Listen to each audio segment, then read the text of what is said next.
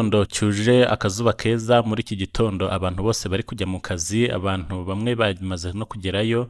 Reka mbabwire amakuru ari gucicikanya ku mbuga nkoranyambaga ziri hano hose ku isi, yaba YouTube, TikTok ndetse n'imbuga za website nyinshi ziri hirya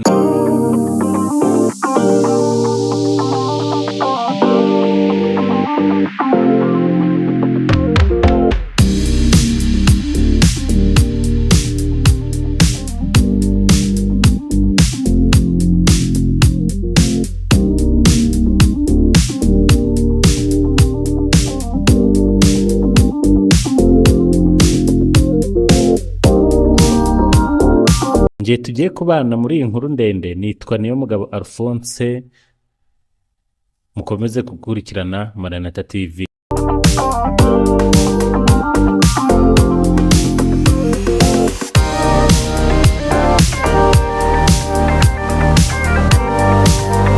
Hano hino mu Rwanda, mu mahanga ndetse no hirya kuri iriya migabane, ndavuga Amerika, Uburayi, Aziya ndetse na Oceania. Muraho neza? Amakuru ndabasuje kandi mbifuriza kugira umunsi mwiza. Nizere ko mumeze neza, abari mu kazi ndetse n'abari mu rugo bitewe n'icyo bari gukora cyose. Ndabasuje, nizere ko mubyukanye akanyamuneza. Ngiye tugiye kubana muri iyi nkuru ndende. Nitwa Niyomugabo Alphonse.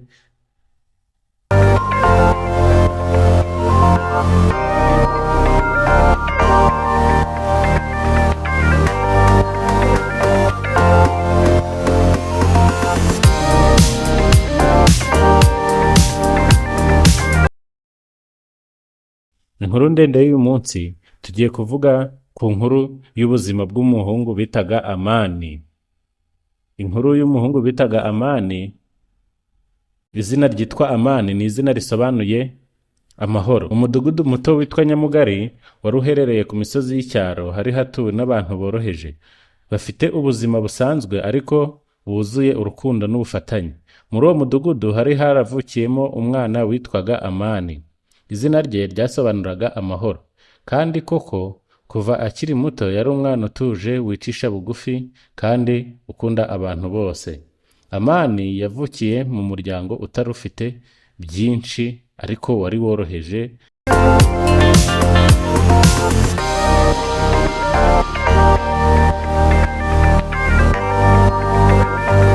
Mu muryango utari ufite byinshi cyane, yari umuntu wari ufite umutima mwiza.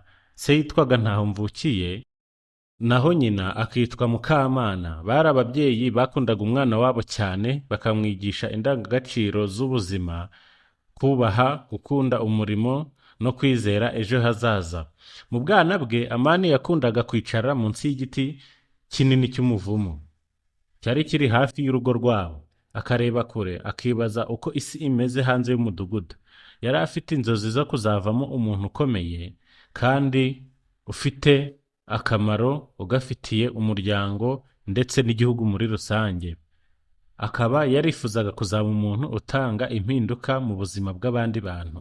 Umunsi umwe, ubwo yari afite imyaka 12, yahuye n'umusaza wari uzwi mu mudugudu nk'umunyabwenge witwaga Muzehe Kato.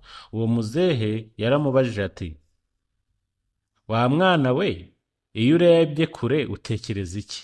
Amani yaramushubije ati, "Ndota kuzagera kure, nkiga amashuri, nkamenya byinshi, nkazafasha abantu bacu kubaho neza."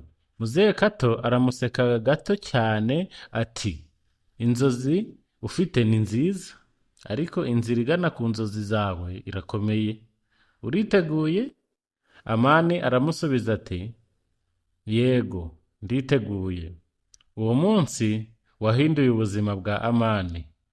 Nyuma y'igihe gito, Amani yatangiye ishuri ryisumbuye riri kure y'umudugudu wabo. Kugera ku ishuri byamusabaga kugenda n'amaguru amasaha 2 buri munsi.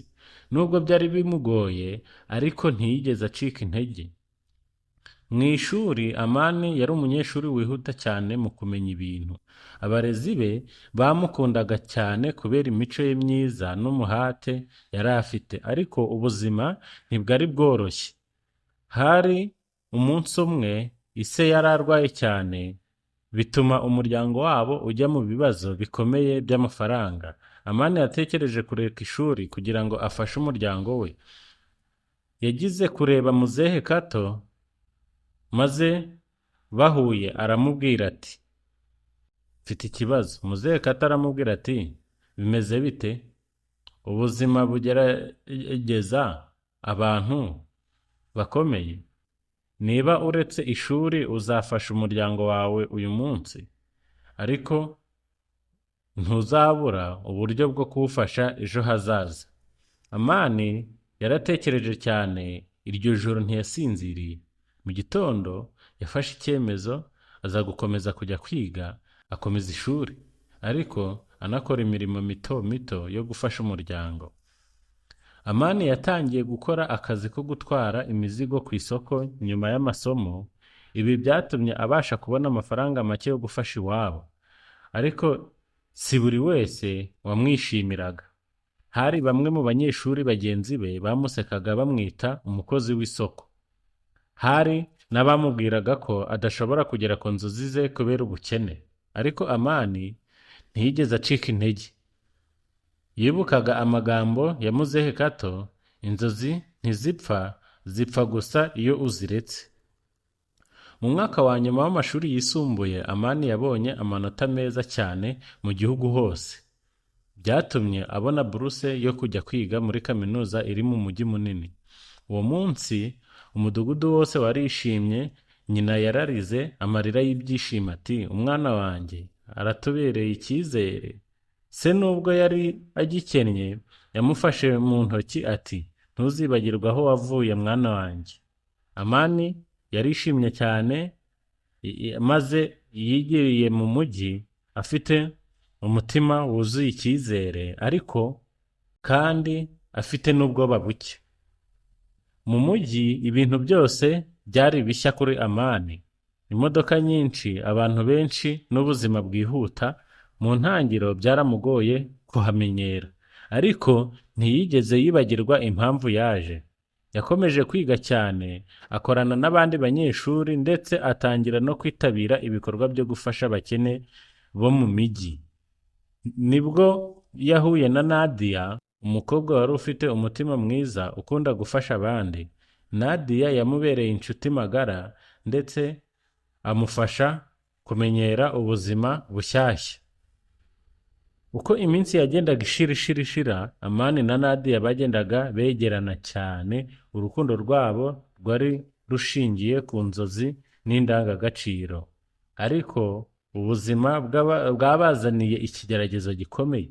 Umunsi umwe Amani yamenye ko buruse ye ishobora guhagarara kubera ikibazo cy'amafaranga ya leta. Ibi byamushize mu rujijo rukomeye. Yaribajije ati, ese urugendo rwanjye rurangiriye aha?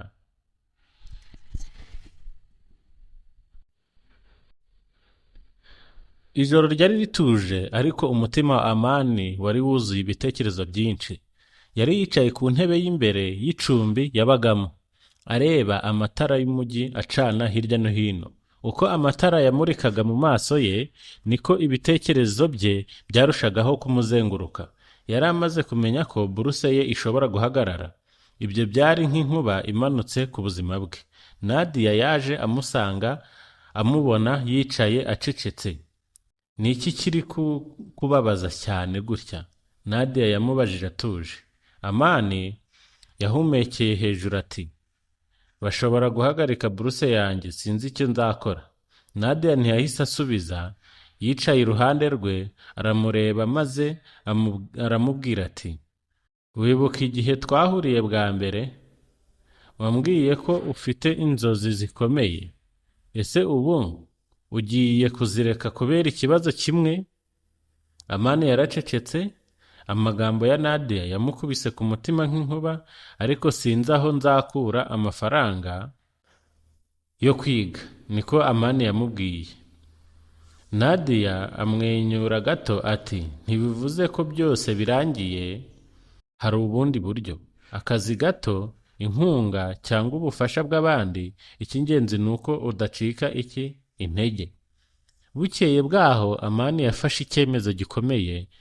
Ntiyari kureka ishuri uko byagenda kose yatangiye gushakisha akazi ko gukora amasaha atari ayo kwiga. Yagerageje ahantu henshi, mu maresitora, mu maduka no mu bigo bitandukanye. Mu ntangiriro abantu benshi baramwangaga bamubwira ko nta bunararibonye afite, ariko ntiyacitse intege. Umunsi umwe yabonye akazi gato ko gukora muri cyber cafe, aho yafashaga abantu gukoresha mudasobwa, gucapa imyandiko ndetse no kohereza email. Nubwo amafaranga yari make, byamufashaga kuguma ku ishuri. Amani yatangiye kubaho mu buzima bugoye cyane. Yigaga ku manywa, agakora nijoro, agasinzira amasaha make cyane. Hari n'igihe yumvaga ananiwe cyane, ariko ntiyigeze areka gukomeza inzozi ze. Umunsi umwe umwarimu we witwa Profesa Daniel yamuhamagaye nyuma y'amasomo, aramubwira ati, numvise uri gukora cyane, ariko amanota yawe aracyari meza. Umwarimu yavuze ko Amani akiri gukora neza. Amani aramusubiza ati, ndagerageza ariko biragoye. Profesa Daniel aramureba aramubwira ati, abana nkawe bafite ubushobozi bwo guhindura isi, ntuzigere wiyumvisha ko uri wenyine. Nyuma y'ibyo yamufashije kubona gahunda y'inkunga y'abanyeshuri bafite ibibazo by'amafaranga. Ibyo byahinduye ubuzima bwe cyane. Ndavuga Amani. Amani yatangiye kubona uko ubuzima bwe bushobora kongera kugenda neza. Nadia yakomeje kumuba hafi, amufasha amasomo no mu buzima bwa buri munsi. Umunsi umwe bari bicaye mu busitani bwa kaminuza. Nadia aramubwira ati, Amani, uzi ko ushobora kugera kure cyane? Amani aramwenyura aramubwira ati, ndabizi, ariko rimwe na rimwe ndatinya.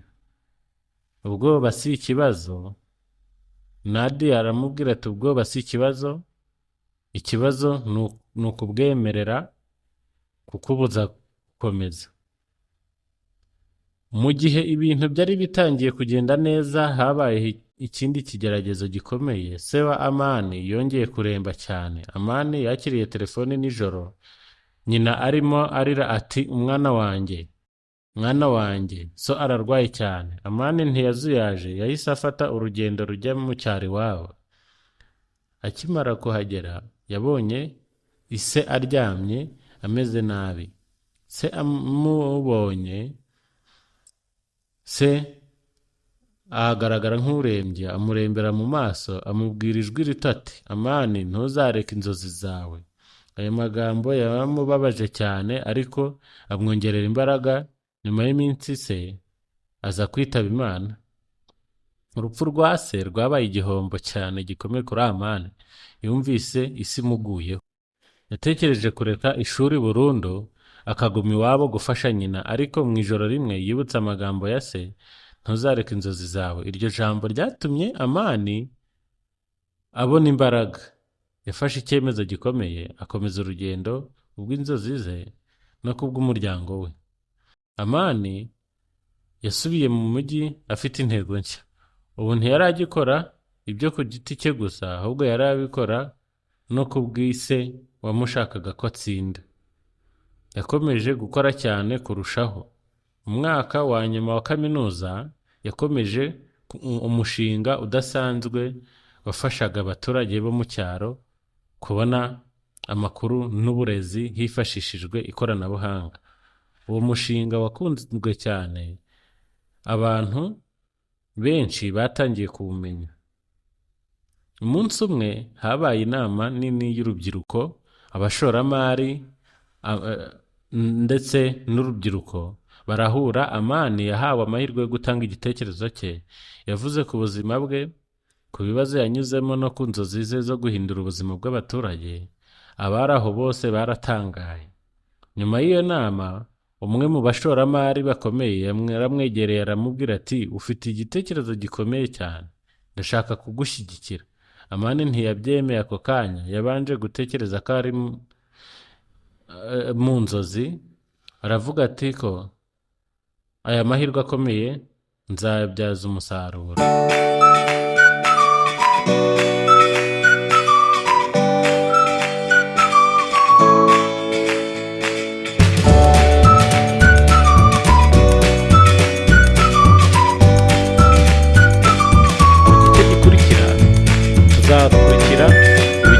n'amateka y'uburyo amani yatangiye ubucuruzi bwe maze bugahindura ubuzima bwe bigatuma agira umudendezo.